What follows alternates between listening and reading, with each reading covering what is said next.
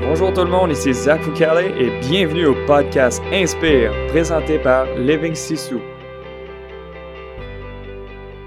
Remets pas ton bonheur pour un moment de plaisir. Et en entraînement, c'est un peu la même chose. You want to win the Olympics? Start now. Puis on était en retard, mais en même temps, The Bex, tu sais, le deuxième meilleur plan, ben c'est celui-là, c'est aujourd'hui.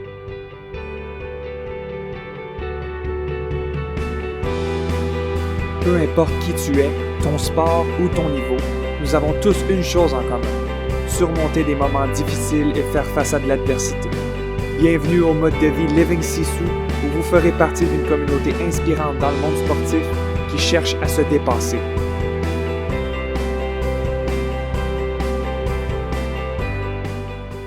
Salut tout le monde, comment ça va? Ici Karel, je suis avec Zach. On vous remercie d'être ici au podcast Inspire avec nous.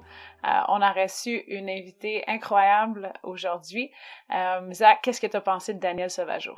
Donc, premièrement, bonjour Karel, comment ça va? Non, j'espère que tu as passé une belle journée et tout ça. Non, honnêtement, c'est vrai, Daniel vient tout juste de passer à l'épisode. On vient tout juste de terminer. Ça a vraiment été... comme j'ai dit à la fin, je sens vraiment que c'était un privilège d'être sur un appel avec elle pendant plus de 2 minutes. Elle a tellement d'expérience, c'est tellement une légende de hockey. Elle a été une pionnière vraiment pour le hockey féminin. Puis pas juste durant le podcast, ça parlait. Je pense. Ouais, le hockey en général, mais aussi durant le podcast, elle nous disait qu'elle était impliquée dans 14 différents sports, dans un comité olympique, coaching pour les entreprises, tu sais, c'est médaille d'or, vraiment, elle essayait de forger un comment je pourrais dire, elle a utilisé une analogie. C'était quoi l'analogie avec la forêt, par exemple? Il n'y avait pas de chemin. Elle était face à une forêt quand elle a commencé un petit peu dans sa carrière, que ce soit dans la GRC ou ailleurs, puis qu'il faut que tu commences à défraîchir un peu à ton rythme, à toi, puis qu'il y a certains arbres qui te tombent dessus, mais il faut continuer de pousser pour pouvoir servir le prochain, tu sais. Je pense que le mot « servir » est revenu beaucoup dans le podcast aussi, puis écoute, moi, personnellement, j'étais juste super contente de l'avoir sur le podcast avec nous. Je trouve que c'est tellement une femme qui en a beaucoup à donner. C'est quelqu'un qui je t'en parlais rapido presto, puis je te disais, ça va être le fun, tu vas voir, c'est vraiment le fun d'apprendre qu'est-ce qu'elle a vécu. Puis je pense que nos auditeurs vont apprécier aussi ça, c'est de mettre un peu la carrière, la femme derrière le coach, puis aussi la personne derrière la carrière, puis comment elle voit la vie un peu en général. Fait que je trouvais ça vraiment bien de l'avoir ici aujourd'hui, là. Ouais, son expérience était vraiment... on pouvait le voir dans ses mots. J'adore les principes de leadership qu'elle a appris, oui, de la GRC, vu que, tu sais, elle a fait partie de ça depuis, je pense qu'elle a dit, dans 32-33 ans. Donc, une méchante, qu'elle a dit. C'est ça, une méchante carrière. Puis ça, c'est des principes de leadership qui sont assez... en fait, qui peuvent aider n'importe qui. Puis les mots passion, leadership, mais aussi elle utilisait le mot privilège beaucoup. Donc pour moi, ça me dit que c'est une personne extrêmement humble qui veut vraiment servir les autres, qui travaille pour quelque chose de plus grand que juste elle. Elle fait vraiment ça pour les autres, puis les valeurs sont à la bonne place. On parlait de valeurs aussi, hein, Karel, durant tout ça. De choses C'était vraiment une super belle entrevue. J'espère que les gens vont vraiment aimer ça, puis écoutez ça jusqu'à la fin, parce que du début jusqu'à la fin, Daniel nous donne vraiment des belles histoires de la médaille d'or en 2002. Des beaux moments d'adversité aussi qu'elle a vécu ou que les équipes ont vécu. Des espèces de petites histoires ici et là, le fun à entendre aussi, donc n'hésitez pas. Les challenges, les défis, dans le fond, du hockey féminin depuis... on a exploré 1987 jusqu'au présent. On vit la même bataille. Il y a eu énormément de défis. On a la même bataille depuis c'est 87, fait que c'est un peu drôle aussi à faire face à ça, ou peut-être le redécouvrir en tant que tel, là. Je savais qu'on a toujours eu un peu une bataille comme ça, mais c'est le fun de redécouvrir le passé pour améliorer le futur. Puis je pense que c'est quelque chose aussi qu'elle a touché. Puis, Exact. On parle du hockey féminin, on parle des développements dans le futur, les piliers aussi que vous avez mis en place pour les prochaines étapes. C'était vraiment cool. Honnêtement, j'ai vraiment apprécié. Karel, on embarque. Ah ouais, let's go. on start cet épisode-là, puis on vous souhaite bonne écoute. On se reparle tantôt. Juste avant de commencer, j'aimerais prendre un petit moment pour vous rappeler d'aller sur livingsisu.com pour prendre avantage de tous les offres de nos partenaires et assurez-vous de ne rien manquer en nous suivant sur nos réseaux sociaux, Facebook et Instagram. Bonne écoute et on se parle plus tard. Donc, salut Daniel, ça va bien? Ben oui, ça va bien, vous autres? Ça va très bien. On dirait que tantôt, on se jasait, puis tu passes ton temps au chalet. Donc, comment ça se passe là-bas? Ah oui, je passe beaucoup de temps au chalet. Je te dirais que ce serait peut-être l'inverse que je souhaiterais faire, être un peu plus, justement, au chalet et moins en ville. Mais en même temps, étant donné qu'on travaille avec des joueurs de hockey de ce temps-ci, ça me fait grandement plaisir de passer beaucoup de temps à Montréal. That's awesome. Ben, en plus, c'est ça, on va parler un peu du temps à Montréal, que dans le fond, quand je dis vous, c'est toute l'équipe. Vous passez à l'auditorium de Verdun, donc au centre que tu as fondé, right? Pour l'entraînement hors glace, sur glace et tout ça, pour faciliter le training des filles, right? Mais en fin de compte, c'est un peu comme tu viens de le décrire. C'est sûr qu'il y a plusieurs phases. On n'est pas tout à fait rendu où moi je le souhaite. Et je croyais bien là, que rendu en février 2021, on serait une petite affaire un petit peu plus loin. Et oui, c'est un centre qui a été fondé avec un nom bien particulier, c'est-à-dire un centre de haute performance en hockey 2102. Et notre motto ou notre vision, c'est d'honorer le passé et de bâtir le futur tout en travaillant très, très, très, très fort au quotidien. Pas assez fort à mon goût, bien souvent, mais étant un coach puis avoir à patiner et de regarder les athlètes patiner, à un moment donné, il faut qu'on se dise, wow, c'est peut-être trop. Et Karel, je peux te confirmer qu'elle me rappelle, c'est trop, il faudrait peut-être réduire, il faudrait faire. Alors, je me fie toujours sur elle pour nous rapporter ça. Puis c'est bien le fun parce qu'en même temps, c'est la raison pour laquelle on est là. Et le centre 2102, ben, c'est pour honorer la belle victoire qui a été remportée le 21-02, donc le 21 février 2002. C'était la première médaille d'or dans l'histoire du hockey féminin. Puis on sait, avec l'histoire, que le Canada en a remporté par la suite 4. Mais c'est un peu à ma façon de dire, ben on va continuer à honorer le passé parce que si on se rappelle d'où on vient, c'est beaucoup plus facile d'apprécier et de regarder là où on peut continuer d'aller et de bâtir. Ah, c'est vraiment inspirant. Honnêtement, j'adore cette tribune-là. J'adore l'hommage que tu as fait avec juste le nom, dans le fond, du centre. C'est vraiment, vraiment cool. Puis, c'est quelque chose qu'on a vraiment besoin pour le hockey féminin en général. Mais juste le feeling et donner un centre qui a de l'allure pour l'histoire vraiment riche du sport au Canada, au hockey, puis pour le futur, puis vraiment inspirer la prochaine génération de joueuses. Donc, c'est vraiment inspirant ce que vous avez fait. Jusqu'à date, c'est vraiment ce que tu dis, parce que pour inspirer le demain, il faut que le maintenant soit très vivant, soit très présent et soit palpable, parce que je sais pas où tu étais en 87 ou en 90 lors du premier championnat du monde, là, où Hockey Canada avait eu la brillante idée de dire vous allez jouer, vous allez marquer le temps, on va vous faire jouer en rose. Et puis nous, on se disait mais ça n'a même pas de bon sens. Mais en même temps, le chandail rose, au cours de l'histoire, est devenu un peu notre chandail héritage. Mais en 87, ici au Québec, il y avait 22 équipes dans une ligue. 22 équipes seniors. La Coupe SO était la meilleure équipe du Québec qui se rendait au championnat canadien et défendait ce que nous, on appelait, qui est devenu, à force des choses, la Coupe Clarkson. Mais dès 87, c'est ce qu'on faisait. Les grands noms de hier, que ce soit les Goyettes, les Drolettes, les France Saint-Louis de ce monde, les Thérèse Brisson, jouaient dans cette ligue-là. Et dernièrement, Radio-Canada avait mis sur son site, avait un petit peu regardé l'histoire, puis ils ont mis un clip de Ginette Boucher en 87 qui disait « Mais aujourd'hui, moi, je fais ça pour qu'il y ait une ligue professionnelle pour les filles. Les filles le méritent. » En 87, on a à peu près le même langage aujourd'hui. Alors oui, ça prend du temps de changer des choses, puis il faut continuer. Je pense que tu viens de de pousser le petit mot que j'allais te demander de revenir à. Puis en 87, on faisait la même bataille qu'on fait maintenant en 2021. En 87, je n'étais pas née. Je tiens à dire. C'est ça, j'allais ajouter. Puis ça je veux pas non ça. plus... non, c'est pas ça qu'on voulait faire du tout, là, Daniel. En tout cas, vous avez réussi. Vous avez grandement réussi. Oh, t'adores, voyons, ça n'a aucun sens. Mais tout ce que tu as pu faire, mais tu l'as dit, il faudrait que le moment présent où les gens qui sont ici maintenant soient très en vie, puis qu'il y ait un espèce de mouvement qui se fasse. Parce que en 87, est-ce que ça aurait pu être possible? Potentiellement. Est-ce qu'on était dans un monde qui nous aurait donné l'espèce de poussée qu'on est en train de vivre en ce moment? C'est dur à dire. J'irais jusqu'à m'avancer à dire potentiellement non. Je pense qu'on se battait encore pour d'autres cas d'injustice ici et là, qu'on a toujours vu entre les femmes et les hommes, puis qu'on continue de voir aujourd'hui.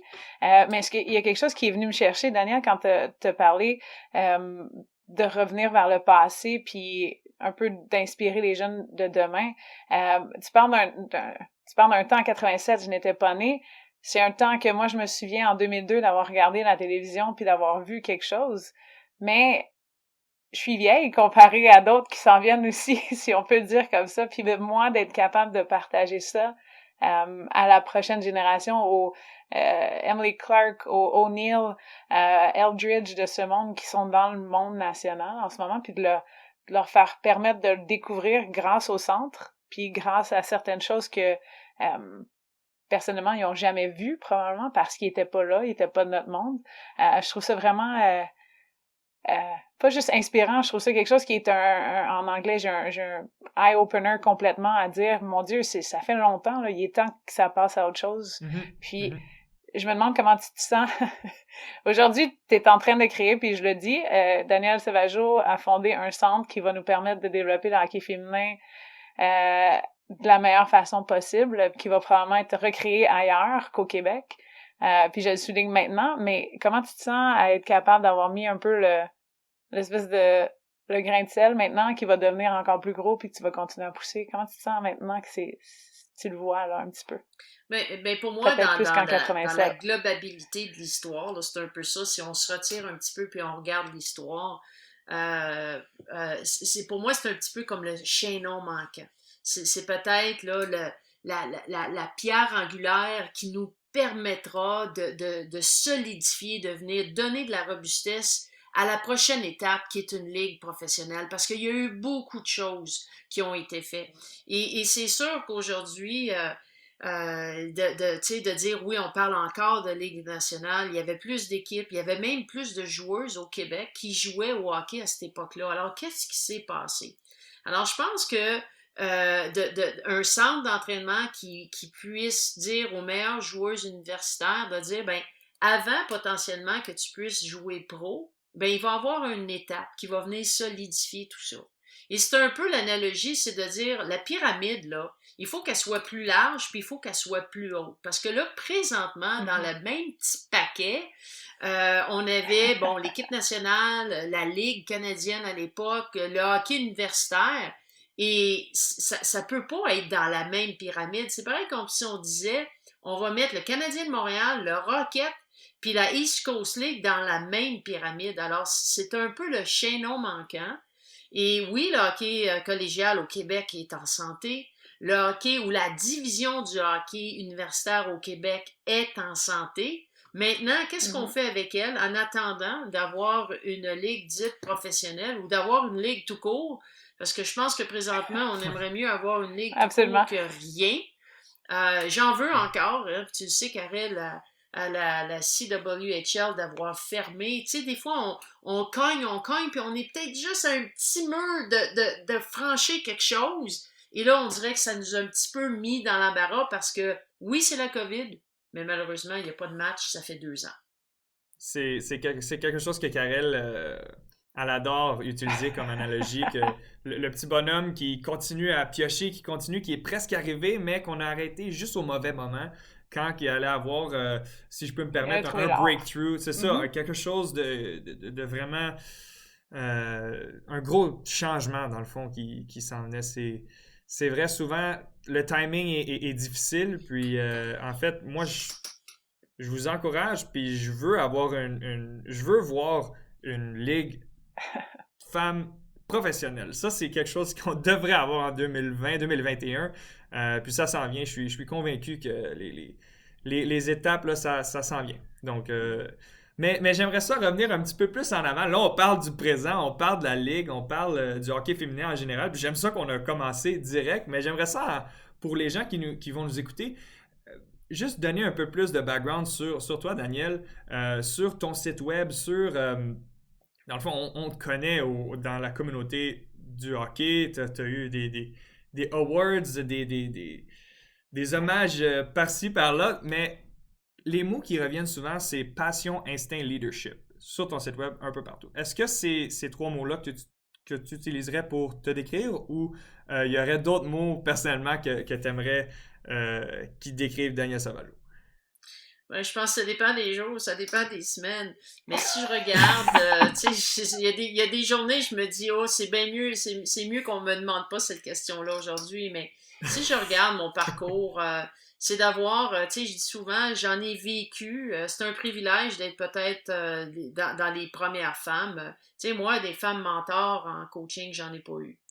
Des femmes mentors, lorsque j'ai fait quand même une carrière de 33 ans dans la police, j'en ai eu quelques-unes dans ce domaine-là, mais dans le hockey, il n'y en avait pas. Tu sais, on me dit, c'est quoi, c'est qui ton coach? Ben, il n'y en avait pas. Alors, tu sais, c'est pareil comme si tu arrives devant la forêt et il n'y a pas de chemin. C'est des gros arbres, puis avant de commencer à penser à avoir un cheminement, ben il faut que tu abattes des arbres. Il y en a quelques-uns qui tombent sur la tête de temps en temps, mais il faut que tu continues parce qu'il faut que tu passes par là. Alors oui, pour moi, c'est peut-être un privilège d'avoir eu des soirs de première, comme on parlait de 2002, c'était la première fois qu'on gagnait une médaille d'or, j'étais l'entraîneur-chef. J'ai coaché dans la Ligue junior majeure du Québec, j'ai été la première femme. J'ai été la première femme, si on retourne en 2003, 2004, 2005, à la soirée du hockey. Alors, tu sais, aujourd'hui, on dit, mais il y a eu des soirs de première comme ça, et ça n'a pas été...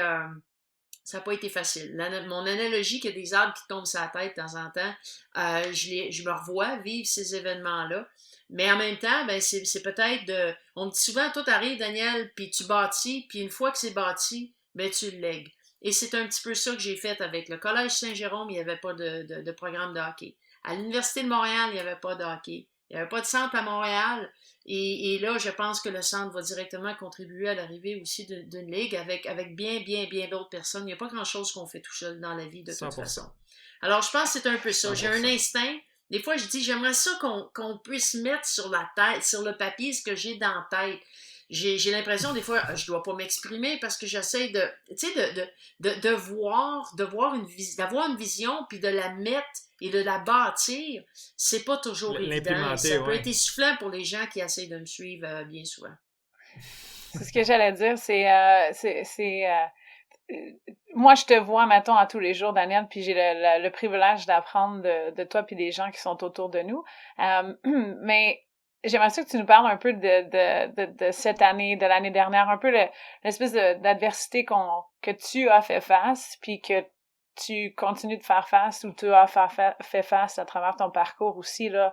Je veux dire, moi, c'est la première fois que je l'ai vécu avec toi, peut-être dans les 2 dernières années, depuis que la LCHF a fondé, où tu m'expliques des choses, je te comprends, mais des fois, je te comprends pas toutes, parce que ta vision, t'es déjà 5 steps ahead, c'est ça. Si je peux me le permettre.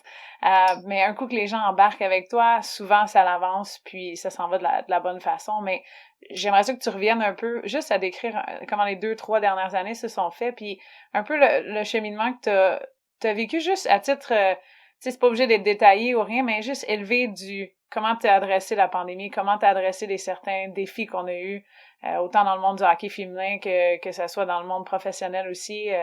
Juste comment t'as attaqué l'année, dans le fond, ça fait 1 an maintenant, le COVID, là, pratiquement, ou ça va l'enfer. Mais en fait, lorsque tout a basculé là, pour le Québec et le Canada, je me rappelle comme si c'était hier, on était au championnat national avec les Carabins de l'Université de Montréal et je voyais bien autour de moi, là, il y avait un match qui était en cours et c'était mon équipe universitaire, les Carabins, puis je me disais, c'est pas normal, il y a quelque chose qui se passe. Et là, finalement, j'ai descendu là, au niveau du vestiaire et je me suis bien aperçu que le match qui était en train de jouer, c'était probablement pour rien parce que le championnat canadien était pour être annulé. Et là, j'avais encore un conflit de valeurs. Pour moi, les plus grands défis, pour moi, personnellement, c'est quand je me retrouve dans des situations où j'ai un conflit de valeurs. Et là, je me dis, ça se peut pas qu'on les laisse jouer si le championnat est annulé. Puis si tu es annulé ou pas, puis il y a bien des gens qui sont pas au courant, puis il y en a d'autres qui le savent. Et puis du moment que le match est terminé, j'ai dit, on sort, on ramène tout le monde. Et puis effectivement, dès le lendemain matin, en l'espace de 12 heures, on était sortis de Charlottetown. Et ça, c'est un défi en soi. Et on m'en parle encore parce qu'on dit que c'était comme un événement majeur. Puis là, on était comme sur une mission, tu sais. Mais si on vient encore plus en arrière avec lorsque la Ligue... on a appris, hein, tu étais sur cet appel-là, Karel, puis je me disais, mais ça se peut pas. Ouais. On s'attendait à avoir des bonnes nouvelles. Une semaine avant, c'était la Coupe Clarkson. Puis je me dis, ben, comment se fait qu'on en est là? Comment se fait que personne n'a pas été, les gens qui devraient avoir été impliqués dans cette décision-là, pour eux, c'est un mur de briques qu'on reçoit ce matin. Et pour moi, ça, c'est un des grands défis, c'est le leadership, ça veut dire de bâtir des choses ensemble. C'est de bâtir ensemble et d'impliquer des gens. Et pour moi, de ne pas avoir été impliqué, surtout avec une formation qui connaissait depuis plusieurs années les Canadiennes de Montréal, beaucoup de succès, je me disais, il y a un petit bout qui me manque. Puis 1 an après, j'étais retournée derrière le banc avec les Canadiennes parce que le coach avait démissionné ou je sais même pas aujourd'hui qu'est-ce qui s'est passé. Mais là, je me suis retrouvée là parce que je me suis dit, ben, je vais aider d'autres coachs, je vais aider. Et c'est là que, bon, Caroline Ouellette s'est dit, ben, si t'es là, moi, je peux pas être là tout le temps. Puis en même temps, ben, j'ai jamais été en chef d'une équipe à ce niveau-là. Alors, je me suis dit, ben, je vais offrir mes services pour encore une fois continuer de bâtir. Alors bon, on est passé des Canadiennes, Coupe Clarkson, pas de ligue, à maintenant dire, ben, qu'est-ce qu'on fait? Et pour moi, la première chose qui m'est venue dans la tête, une demi-heure après qu'on ait raccroché sur l'appel, et il n'y a pas beaucoup de personnes qui posaient ces questions-là, je me suis retrouvée, on est peut-être 2 ou 3 qui ont posé des questions, je me suis dit, il faut fonder, il faut sécuriser pour la prochaine année, via un centre d'entraînement, l'environnement au quotidien. Et ensuite, on verra. Ensuite, il est arrivé ce qu'on appelle l'Association des joueurs professionnels et qui disait, ben là, on va faire des showcases, c'est-à-dire une caravane, d'aller faire des événements et d'aller un peu dire, bon, ben nous, on s'est réunis avec une voix pour dire, ben maintenant, ça prend une ligue professionnelle et voici la situation dans laquelle on se retrouve. Mais en même temps, c'est correct de faire des showcases, c'est correct d'avoir une voix, c'est correct d'avoir sa voix. Mais il faut, si on est des joueurs de hockey puis on veut continuer à encadrer nos joueurs pour, oui, faire partie d'une ligue professionnelle et ensuite de nous représenter aux championnats du monde, aux Olympiques, l'entraînement, encore une fois, si tu veux bâtir le futur, assure-toi que tu fais au quotidien les fondations, ce que tu dois faire. Et c'est là l'arrivée du centre. C'était pas compris, c'était encore pas très compris. Ça veut dire quoi dans l'écosystème?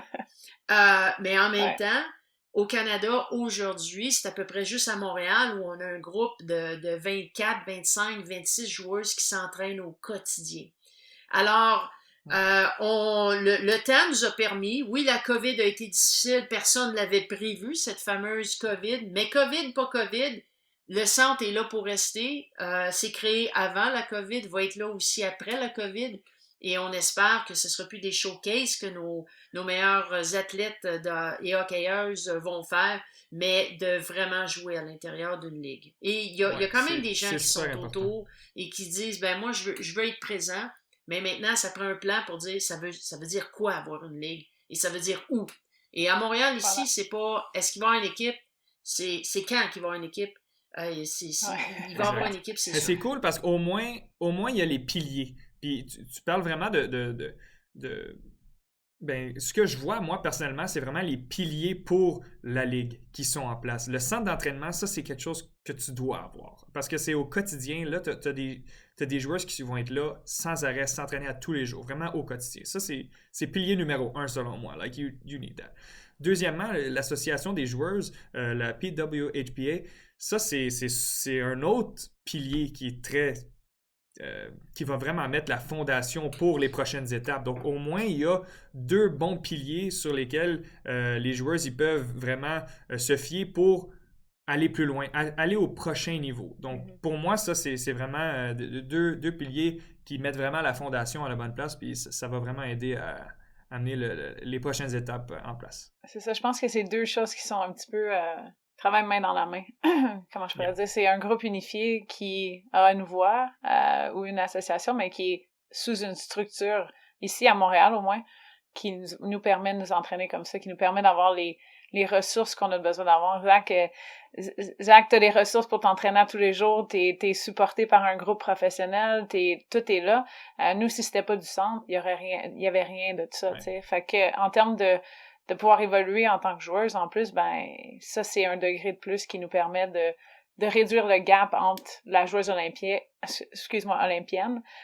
puis la joueuse professionnelle aussi de ce monde. Puis ça, c'est l'autre espèce du pourquoi le centre va être bon aussi après tout ce qui se passe en ce moment.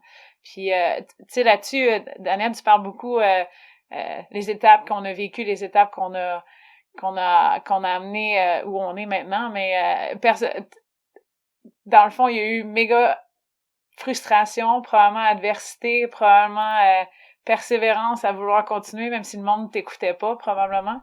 Puis je trouve que c'est quelque chose qui revient à ton histoire d'arbre, que tu bûches, qui des fois tombe, mais se relève ou on continue. Fait que je me demande comment tu deals avec ça aussi en termes de continuer ou de vouloir... Qu'est-ce qui te motive, dans le fond, à continuer, même s'il y a des arbres qui te tombent dessus? Tu sais, c'est quoi qui te motive, dans le fond? Ouais. Mais tu sais, moi, j'ai toujours dit, en fait, tant aussi longtemps que ma passion va être plus grande que ma frustration, je vais continuer. Et oui, il y a des journées où c'est l'inverse. Mais c'est pas 2 journées en ligne. Il faut pas qu'il y en ait trop de journées en ligne parce que là, oui, ces questions-là, pourquoi je suis là? Et ça, je me suis posé ça 1 million de fois dans ma vie. Pourquoi? Et en même temps, je reviens toujours à la même réponse.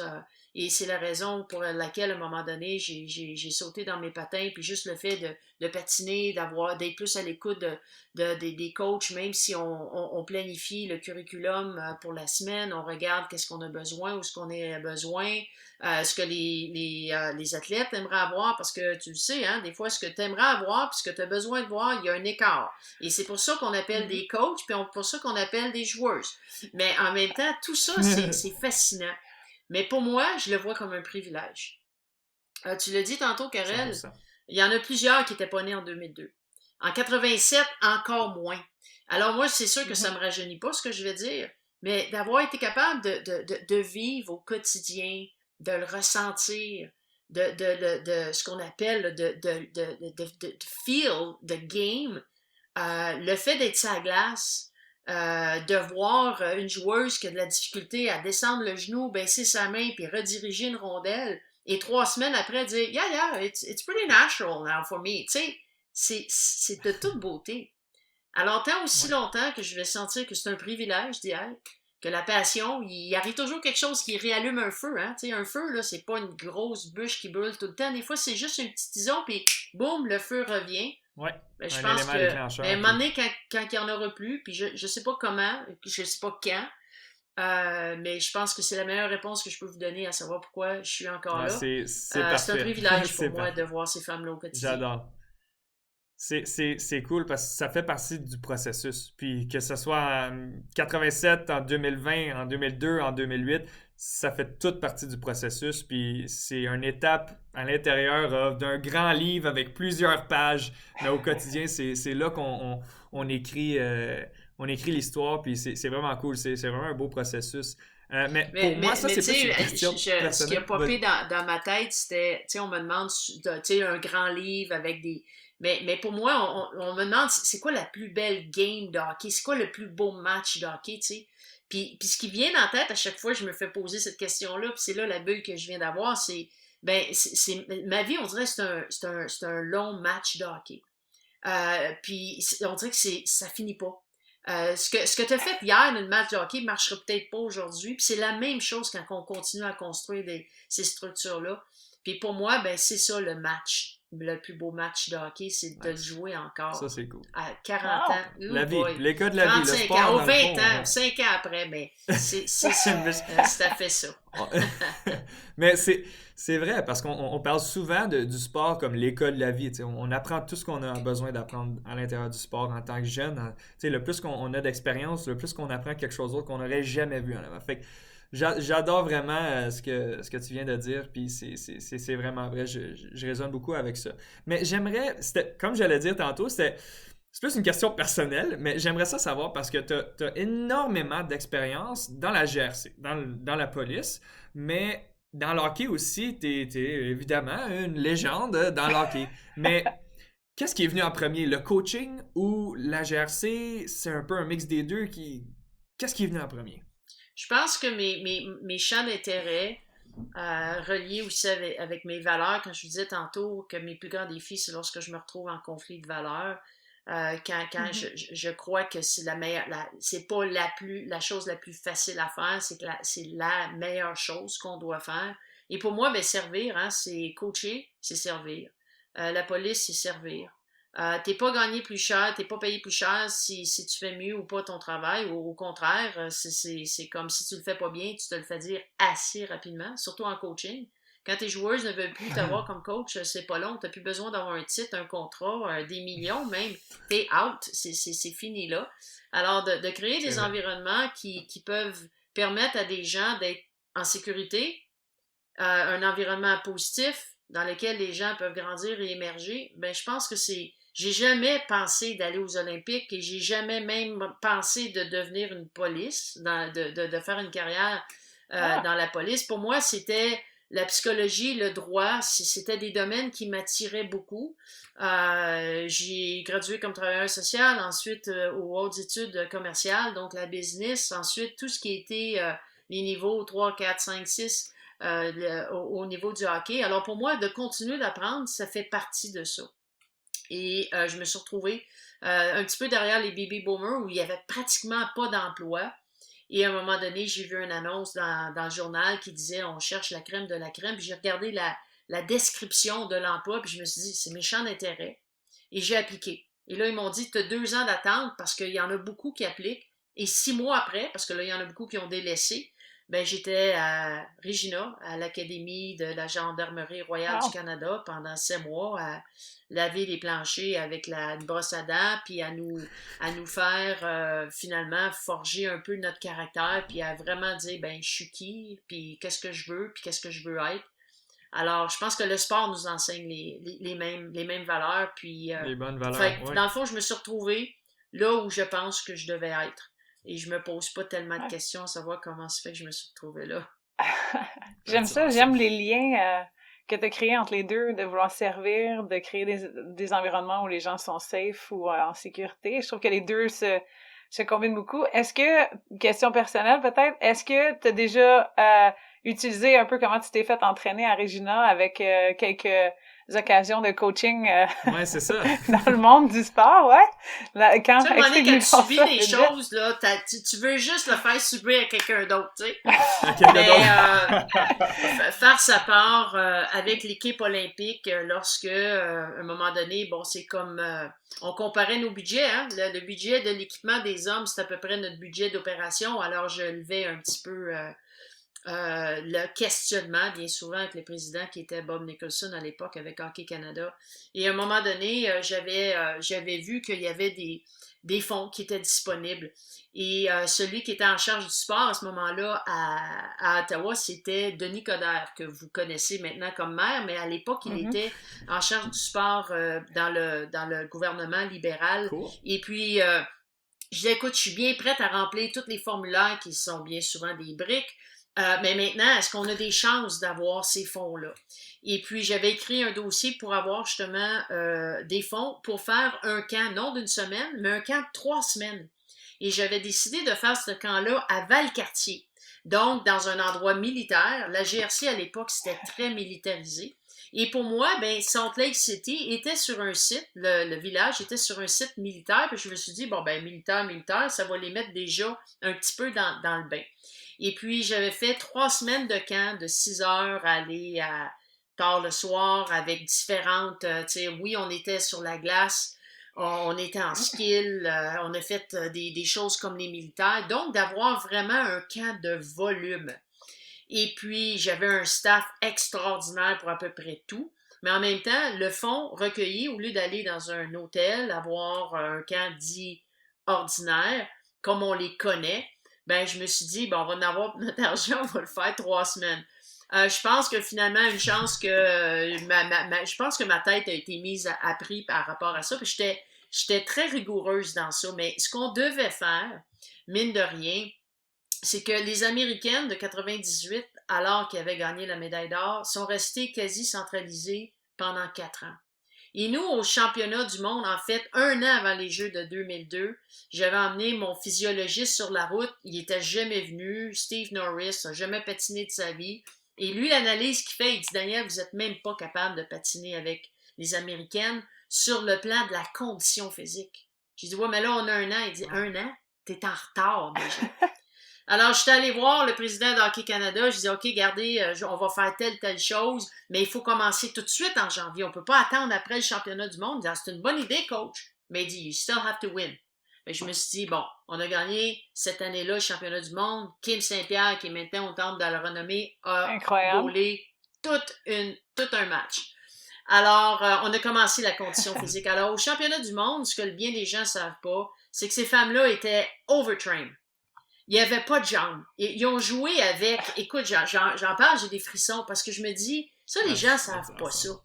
Mais en même temps, ça nous a permis de fast-tracker des choses pour gagner Salt Lake. Fait qu'ils étaient mortes. Fait que tu les as fait jouer, ils étaient complètement les jambes finies. Toi, t'as dit, allons-y, puis Kim, on espère que t'arrêtes tout. Non, c'est à ce moment-là, Kim, je savais même pas si c'était pour être sur l'équipe. Mais pour être prêt pour Salt Lake, il fallait qu'on commence en janvier. Et c'est ça de faire la bonne affaire. Si on veut gagner maintenant, hein, j'ai une autre petite analogie des fois, c'est que remets pas ton bonheur pour un moment de plaisir. Et en entraînement, c'est un peu la même chose. You want to win the Olympics? Start now. Puis on était en retard, mais en même temps, tu sais, le deuxième meilleur plan, ben c'est celui-là. C'est aujourd'hui. Ouais. Alors, quand même qu'on aurait dit, on aurait dû, on aurait pu, on aurait dû, ben il est déjà trop tard.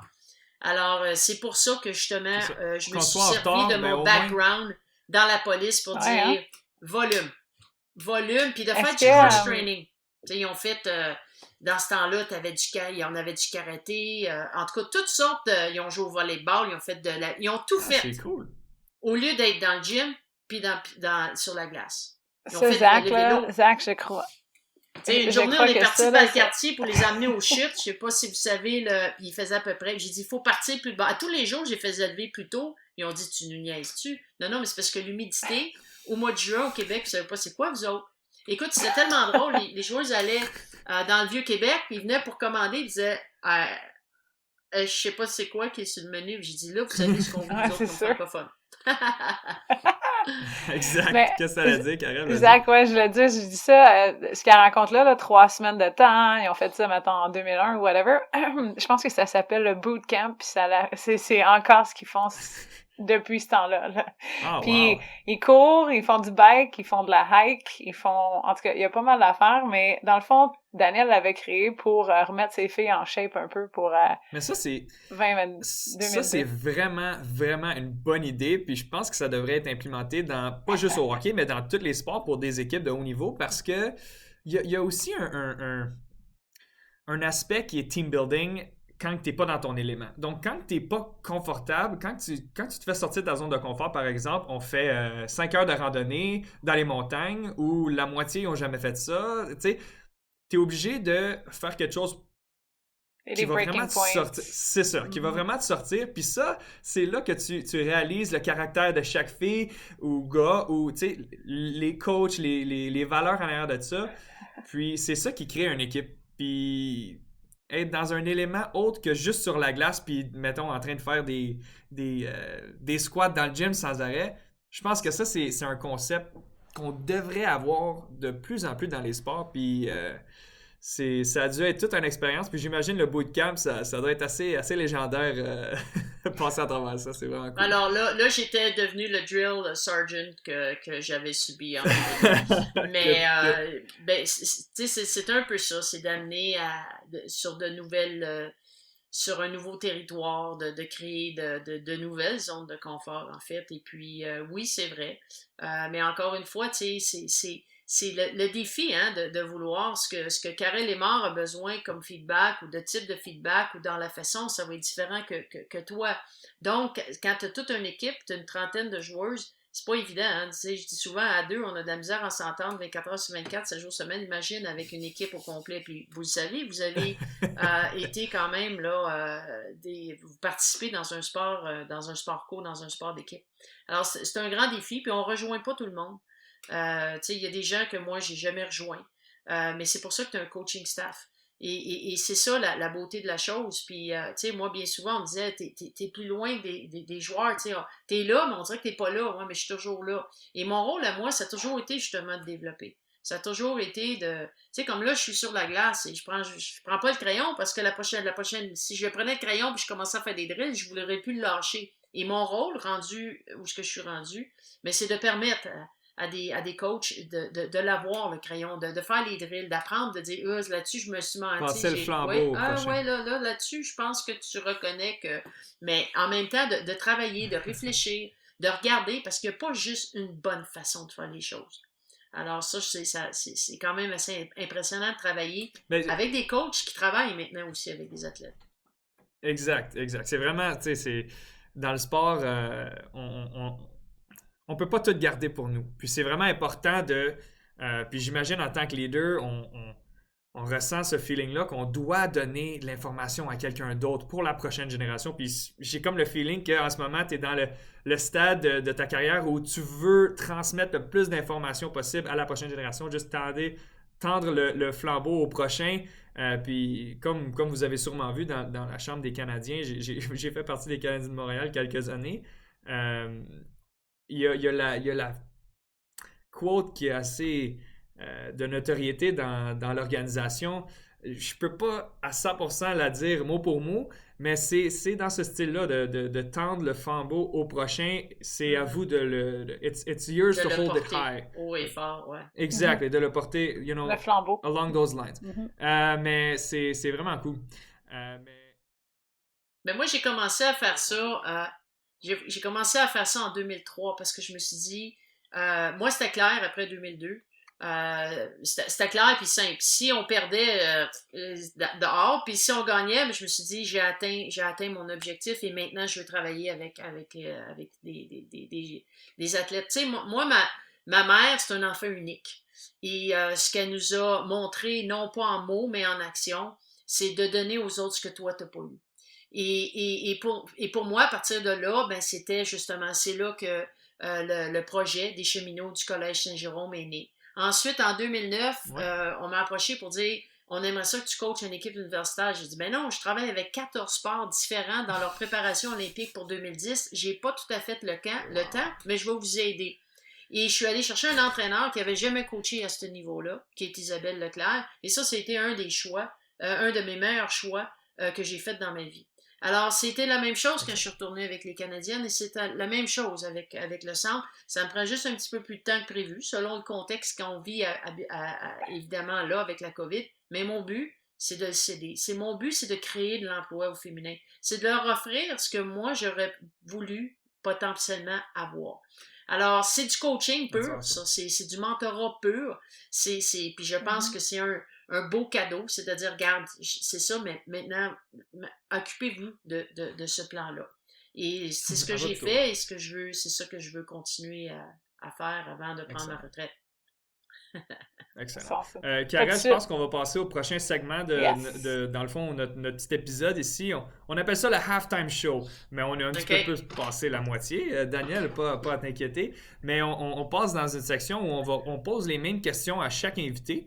Et dans le fond, ça nous donne l'opportunité d'apprendre un peu un peu plus sur toi, sur les sports, sur les meilleures choses à ton goût de tous les temps à l'intérieur du sport. Donc, Karel, si tu veux poser la première question du halftime show. Ouais. C'est super simple. Dans le fond, c'est ça. Comme Zach a dit, moi, je te pose des questions. Zach va t'en poser une autre, puis on y va. La mienne, moi, ce que j'aimerais savoir, Daniel, c'est quel livre, que ce soit un livre qui était relié au sport en tant que tel, une biographie ou un sport qui a été raconté, quel de tes livres qui est venu te chercher le plus, toi, Le Petit Prince, toute à ta chaque pile de fois livres? qu'il y a un enfant qui naît dans mon entourage, je l'offre. Pour moi, ça marque le temps. Le Petit Prince. Dis-moi pourquoi. Dis-moi une ou deux Ouais, trucs. pourquoi? Parce qu'on devient responsable de ce qu'on a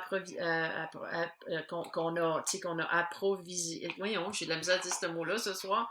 Mais on devient responsable de ce que l'on crée. De ce que tu as créé. De la porte que l'on a ouverte. Et l'idée, c'est une responsabilité. Un joueur de hockey va toucher une rondelle peut-être 1 minute pendant un match. C'est ta responsabilité de le développer pour faire le bon jeu au bon moment. Alors pour moi, c'est un peu ça, c'est que tu deviens responsable. Puis le Petit Prince, hein, c'est ma rose, c'est la plus belle, c'est la plus fine, c'est à moi. Et c'est notre responsabilité sans leadership, de s'impliquer pour les bonnes raisons. Et ça veut dire de t'impliquer pour l'autre. J'adore. Ça, c'est vraiment beau. Vraiment J'adore, cool. C'était rapide en plus, vraiment. Ouais, c'était bien expliqué. Vraiment cool. Dans le fond, Daniel, est-ce qu'il y a eu un film que tu as vu qui t'a vraiment inspiré dans ta carrière de coach, que ce soit un documentaire ou un film, mettons, Miracle? Est-ce qu'il y a eu un film qui t'a inspiré dans ta carrière? En fait, on t'a dit Miracle on Ice. Ça m'a. C'est le US, là. Mais ça m'a pas nécessairement inspiré. Mais là, en 2002, justement, lorsque j'ai vu l'équipe monter du Miracle on Ice, suivi des Américains, je me suis dit, this is not going to be a miracle, it's going to be ours. Fait que dans le fond, c'est peut-être un film qui m'a inspiré sans le savoir, parce que dans le fond, je l'ai pris en disant, you got yours, we have to have ours. Now it's our turn. Alors voilà. Excellent. Vraiment OK. cool. Fait que tu n'as pas nécessairement de film, mais cette histoire-là, ils ont créé leur propre film. C'était clair. Parfait. OK, j'aime ça. Sur les mêmes lignes un peu, je vais y aller pour la game, Zach. Fait que lequel des moments sportifs que aujourd'hui même tu repenses, tu reviens à, te donne autant de goosebumps ou qui t'a marqué le plus à travers ta carrière? J'en ai tellement de ça. C'est sûr que 2002, lorsqu'il y avait 14 secondes à faire dans le match, j'ai vraiment l'impression qu'on a changé mes jambes avec des springs parce que je me suis mis à j'étais pas capable d'arrêter de bondir, même qu'à un moment donné, j'ai manqué le pied. Alors, j'ai tombé dans la rampe. Je me suis ramassé quasiment en dessous du banc. Là, l'équipe a gagné. J'ai pas vu ça, moi, que le monde qui saute sur Kim Saint-Pierre. Alors, ça, c'était comme wow, tu sais. Mais un des moments aussi qui m'a marqué, c'est la belle médaille de bronze de Joanie Rochette. J'étais le mentor de Manon Perron. Et puis, du mentorat sans mots, pratiquement, juste le fait d'être là. Et pour moi, c'est pas Joanie, je l'ai presque pas regardé. J'étais physiquement dans l'aréna après avoir vu les filles gagner dans l'aréna de hockey. Alors, quand on part du hockey au patin, c'est plus la même ambiance.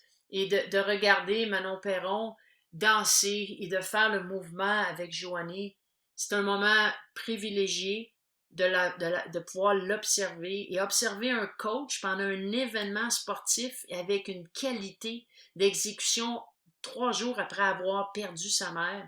Ça, c'est un moment qui est difficile à décrire, mais que je vis à chaque fois que j'y pense. Ça l'a bouleversé, pas juste le Canada, mais le monde entier de voir sa performance, puis juste l'histoire en arrière de tout ça, c'est sûr. Ça, c'était vraiment un moment mémorable, je pense, dans toutes nos vies. Mais d'observer un entraîneur, j'ai vraiment fait ça, tu sais. Ben, tu vois, moi, c'est la première fois que quelqu'un m'apporte la perspective de l'entraîneur Manon, puis je trouve ça vraiment beau, Daniel. Puis vraiment super cool. Moi, je m'étais sentie emportée par la performance de Joanie, parce que je trouvais tellement qu'elle était au-delà de ce qu'elle faisait sur la patinoire, mais tu vois, ça, c'est un autre côté totalement, un nouveau côté, à vrai dire. Super, vraiment cool. Donc, prochaine question. On parle de Joanie Rochette, mais quelle était le ou la meilleure athlète de tous les temps selon toi et pourquoi tu prendrais cette athlète-là? Ça, je refuse de répondre à ça parce que c'est nous devoir leur trouver des défauts. Et je me refuse de dire que, tu sais, dernièrement, là, il y a eu une liste, là, que ce soit ceux et celles qui ont eu de l'impact. Mais tu sais, de dire que Wayne Gretzky, que j'ai vu jouer là, aux Olympiques de 98, là, j'étais assise juste derrière le filet, là. Et puis, tu sais, Lindros qui frappe le poteau, et là, ça s'en va en tir de barrage. Tu te dis, ben, il est où Gretzky, puis pas l'avoir joué. Est-ce que Gretzky est meilleur aujourd'hui qu'un McDavid? Ou on peut pas, les éléments, les temps sont pas pareils. Alors, pour moi, que ce soit, j'adore le tennis, tu sais, une Williams de ce monde, un Federer qui dépasse le temps. Il y en a d'autres aussi. Bon, on a vu le Super Bowl dernièrement, mais pour moi, de comparer pour arriver à un ou à une, c'est devoir me placer puis de dire elle a quelque chose, il n'y a pas ça, puis ça, je peux pas faire ça parce que ça serait pas apprécié. Mais j'accepte. Je Je vais terminer avec je vais terminer avec la dernière question de bord. Si tu as refusé ma dernière question, je vais aller à la prochaine. Dans le fond, on est ici pour le mouvement Living Sisu, pour la communauté Living Sisu qui, dans le fond, on a embarqué dans la conversation puis on n'a pas vraiment parlé beaucoup du Sisu. Puis, ce que ça signifie, Daniel, c'est vraiment la force intérieure qu'on a besoin pour passer à travers des challenges, des défis, de l'adversité. Puis ça, c'est quelque chose qu'on a tous en commun, right? Peu importe le sport, peu importe le niveau que tu joues, on a tous besoin d'avoir cette force-là intérieure pour passer à travers de l'adversité. Puis on en aura tous dans nos vies. Donc, les principes Sisu, c'est vraiment la détermination, la résilience, la ténacité, le courage, le guts, grit, la persévérance. Dans ces mots-là, lequel vient te chercher le plus et pourquoi? Après le match de 2002, ce que j'ai dit aux joueurs et à l'équipe, c'est qu'on va traverser d'autres adversités dans nos vies. Revenir sur 3 points, c'est la détermination.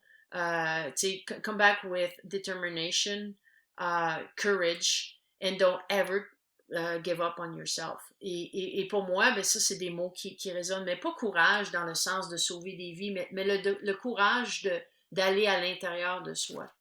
Et moi, un moment qui a marqué ma vie, c'est de m'imaginer à l'intérieur de mon cœur, puis de l'observer. Et c'est bizarre comme idée, mais en même temps, il faut prendre soin de soi. Et puis, when we cannot, quand on ne peut pas, ben, reach out. Parce qu'il va toujours avoir quelqu'un quelque part pour toi. Et on n'a pas le droit de se sentir seul. On n'a pas le droit de se sentir seul, même si ça nous arrive. Et c'est de se rappeler que quand on est là, ben, tendez la main. Et pour moi, ben, c'est un peu le mot, c'est tendre la main qui doit primer dans des moments comme ça. Non, ça fait partie des principes Sisu à 100% parce qu'on va tous passer à travers quelque chose de difficile dans nos vies. C'est inévitable. Donc, non, c'est vraiment bien la manière que tu as formulé ça. On va passer au prochain dans le fond. On est très respectueux de ton temps, Daniel. Tu es au chalet, tu veux prendre ça relax, tu veux prendre un peu d'air. On va commencer à clore l'épisode. Karel, si tu peux continuer, s'il vous plaît. Mais dans le fond, tu l'as comme fait un peu ici, Dan. Puis une chose que j'ai vraiment aimé à travers le mot, le courage, il est lié à le courage de demander de l'aide aussi un petit peu. Puis je l'essaie de le relier, peut-être qu'il n'y a aucun lien aussi, mais tu as parlé de plusieurs accomplissements que tu as eu à travers ta carrière, de plusieurs choses que tu as été fière. Est-ce qu'il y en a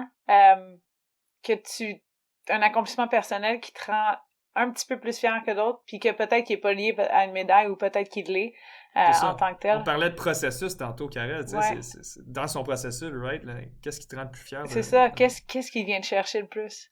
D'être encore Moi, je l'entends, mais j'aimerais ça que tu me le dises. D'être encore là. Pour moi, c'est d'être encore là, d'avoir traversé le temps dans toutes les facettes de ma vie. Fait que pour moi, ça se résume à ça. C'est d'être encore là. Nice. Puis, still going. Je vais juste te confirmer que tu vas être là pendant un petit bout aussi. Fait que prends pas ta retraite ici, Daniel. C'est ça, il y a un nouveau centre qui a besoin d'aide. Là, fait que c'est cool. Et juste avant qu'on te laisse le reste de la soirée, j'aimerais savoir, oui, qu'est-ce qui te rend fier, mais avec tout ce que tu as vécu, avec toutes les victoires, les défaites, ton expérience, la GRC, les awards de l'Ordre du Canada et tout ça, j'en passe. qu'est-ce que tu aimerais laisser à la prochaine génération? S'il y a vraiment un mot ou quelque chose ou une leçon que tu aimerais laisser en tant que, comment je pourrais dire, un héritage à la prochaine personne, ça serait quoi? Ben, c'est de continuer de servir, de prendre justement où vous êtes, où ce que les gens sont et de donner ce que les gens peuvent donner, mais de continuer. Il n'y a rien qui se bâtit overnight. Pendant qu'on parle de changement, d'évolution, ben, le changement s'installe et d'en faire partie, mais de servir. Puis servir, ben, ça veut dire d'être là pour l'autre, de penser que l'autre va être là pour soi, puis qu'ensemble, on va aller plus loin. Wow! I mean... Tu l'as jamais dit avant, celle-là? C'est super. Moi, j'adore je sais pas où on peut aller à partir d'ici, mais honnêtement, je dois te remercier 1000 fois, Daniel. Karel n'a que des beaux mots à ton égard. Puis tous les gens avec qui j'ai parlé de toi, c'est tout du positif, c'est toute une personne... Ils se sentent tous chanceux que tu sois dans leur vie. Donc, pour moi, je me sens vraiment privilégié. On utilisait le mot privilégié tantôt,